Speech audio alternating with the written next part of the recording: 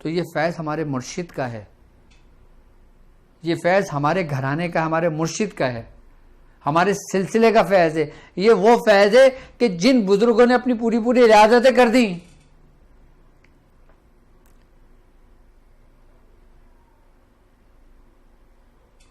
तो हिज़्बुल बहर को, जिन लोगों को हिज़्बुल बहर याद नहीं है, वो थोड़ा थोड़ा थोड़ा थोड़ा थोड़ा उसको ज़बानी हिफ्ज़ करना शुरू करें।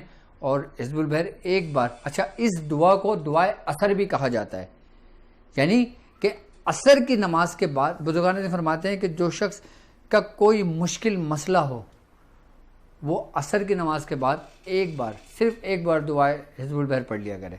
किसके बाद? असर की नमाज के बाद।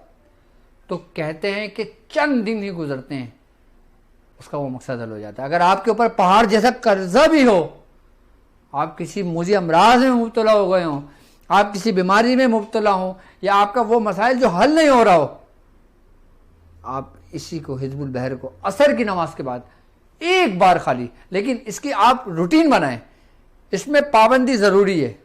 ये नहीं कि आज पढ़ लिया, कल भूल गए, परसों पढ़ लिया, फिर भूल गए, फिर पढ़ लिया, नहीं, ये पूरी एक चेन बनाएं आप। इसको दुआए असर भी कहा जाता है कि यानी कि ये असर की नमाज के बाद पढ़ी जाती है, और इसको बाकायदा तौर पे बुजुर्गान दीन ने फरमाया है कि ये हल्लल मुश्किलात है। और वो कल्बुल हिज़्बुल बहर कि जिसका जिक्र मैं आप लोगों से कर रहा था, उस आयत को भी हल्लुल मुश्किलात कहा जाता है कि वो आपके हर मुश्किलात का हल है। वो मुश्किलात जो आपकी दुनियावी हैं, वो मुश्किलात जो आपकी दीनी हैं, वो मुश्किलात आपकी जो आपके बातिन की रूहानियत की हैं, वो मुश्किलात जो आपके सालिक सुलूक के सफ़र की हैं, वो मुश्किलात जो आपके अमलियात के सफ़र की हैं, वो मुश्किलात आपके जो आपके तरीक़त का सफ़र है, उसमें मुश्किलात हैं आपको ऊपर। उस आयत को हलल मुश्किलात भी कहा जाता है। अब वो आम लोग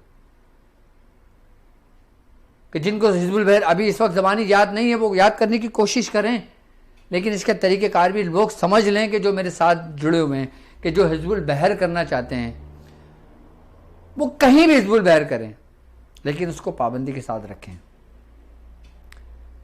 इसकी जो ज़कात अदा की जाती है वो चांद माह सफ़र के चांद की 6, 7, 8 को किया जाता है। चांद की 6 तारीख, 7 तारीख और 8 तारीख को किया जाता है, और 120 की तादाद में किया जाता है। 3 दिन का बाकायदा रोज़ा रखा जाता है।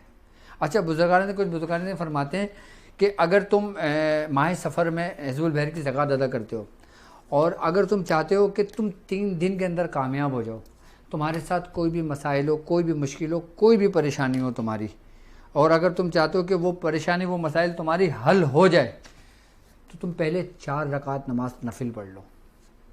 यानी कि 3 दिन शुरू करने से पहले 4 रकात नमाज शुरू कर लो। अच्छा, हदीस में है कि हज़रत अबू दाऊद हुज़ैफ़ा रज़ी अल्लाह ताला अन्हु से वो रावी हैं, आप फरमाते हैं कि सरकार दो आलम सल्लल्लाहु अलैहि वसल्लम को कोई अगर अहम कोई मसला दरपेश आता तो आप नमाज पढ़ते हैं। तो उससे बुजुर्गान दीन ने 4 रकात नमाज का तरीका बताया, और हदीस में है कि आप पहली रकात के अंदर पहली रकात के अंदर सूरह फातिहा पढ़ें, 3 दफ़ा आयतुल कुर्सी पढ़ लें, और दूसरी रकात में सूरह फातिहा पढ़ें, सूरह इखलास पढ़ें, फिर तीसरी रकात में सूरह फातिहा पढ़ें, सूरह फलक पढ़ें, और फिर चौथी रकात में सूरह फातिहा पढ़ें और सूरह नास पढ़ें। उसके बाद दुआ करें। मुस्तनद उलमाए कराम बयान फरमाते हैं कि अक्सर मशाइखुल इस्लाम फरमाते हैं कि हमने इस रकात की बरकतों से हमने बड़े बड़े हमारे मसाइल हल हुए हैं इस नमाज के तरीके से। आप 4 रकात नमाज नफिल इस नीयत से पढ़ें कि ए अल्लाह के मैं इस 3 दिन के लिए अपने आप को तेरे सुपर्द करता हूँ, कि ए अल्लाह कि मैं इस 3 दिन की नियत करता हूँ कि मैं इस 3 दिन के अंदर हिज़्बुल बहर मैं अमल करूँगा। मैं एतिकाफ़ की नियत करता हूँ कि मैं एतिकाफ़ करूँगा। एतिकाफ़ कर ले, और 3 दिन फिर रोज़ा रखे, 4 रकात नमाज नफिल शुरू में पढ़े, और फिर अपने 3 दिन गुजार दे। 120 पढ़े, और एहराम बांध के पढ़ा जाता है। इसमें तर्क जलाली, तर्क जमाली, तर्क बिल्लज़ात के साथ किया जाता है। इसमें तमाम किस्म के परहेज़ होते हैं, हर किस्म का परहेज़ होता है इसमें। और फिर जब 3 दिन आपके मुकम्मल हो जाएं, 3 दिन मुकम्मल होने के बाद फिर दोबारा वो 4 रकात नमाज नफिल पढ़ें कि बारी ताला हमने जो कुछ भी इबादत की है, हमने जो कुछ भी रियाजत की है, हमने जो कुछ हिजबुल बहर का चिल्ला किया है, ए बारी ताला कि तू इसको अपनी बारगाह में कबूल फरमा और फिर तुमने जिस मकसद के लिए किया वो मकसद बयान करो और फिर 4 रकात नमाज नफिल पढ़ लो। पहली रकत में सूरह फातिहा 3 दफ़ा आयतुल कुर्सी और फिर दूसरी रकत में सूरह इखलास, तीसरी में सूरह फलक और चौथी में सूरह नास।